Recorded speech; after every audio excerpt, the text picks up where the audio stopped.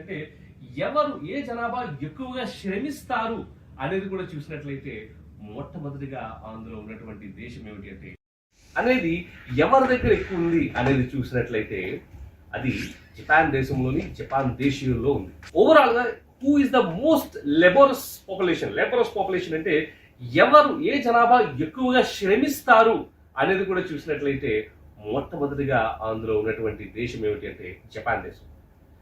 మరి ఆ యొక్క ఒకటో ప్రపంచ యుద్ధం, రెండో ప్రపంచ యుద్ధంలో హిరోషిమా, నాగసాకి లాంటి పట్టణాలు అణు బాంబులతో చిన్న భిన్నమైనప్పటికీ కూడా ఇప్పుడు ప్రపంచంలో one of the strongest economy Japan ఉండగలిగిందంటే దానికి కారణం వారు ఫాలో అవుతున్నటువంటి ఈ యొక్క ఫిలాసఫీ, దారినే ఇకిగై అంటాం. ఇప్పుడు ఇదే ఇకిగైని మనకు నచ్చినట్లుగా, మనకు తోడ్పడేటట్లుగా, మన యొక్క ప్రాబ్లమ్స్ అయితే ఉన్నాయో వాటికి సంబంధించినట్టుగా ఏ విధంగా చేసుకుందాం అనేది మనం నేర్చుకుందాం. సరే, అనేది ఎవరి దగ్గర ఎక్కువ ఉంది అనేది ఓవరాల్ గా who is the most laborious population అంటే ఎవరు ఏ జనాభా ఎక్కువగా శ్రమిస్తారు అనేది కూడా చూసినట్లయితే మొట్టమొదటిగా అందులో ఉన్నటువంటి దేశం ఏమిటి అంటే జపాన్ దేశం.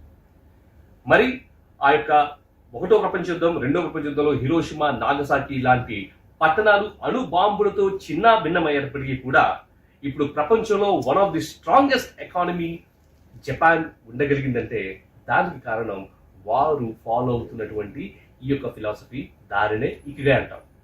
ఇప్పుడు ఇదే ఇకిగైని మనకు నచ్చినట్లుగా, మనకు తోడ్పడేటట్లుగా, మన యొక్క ప్రాబ్లమ్స్, మన యొక్క ఐడియాస్ ఏవైతే ఉన్నాయో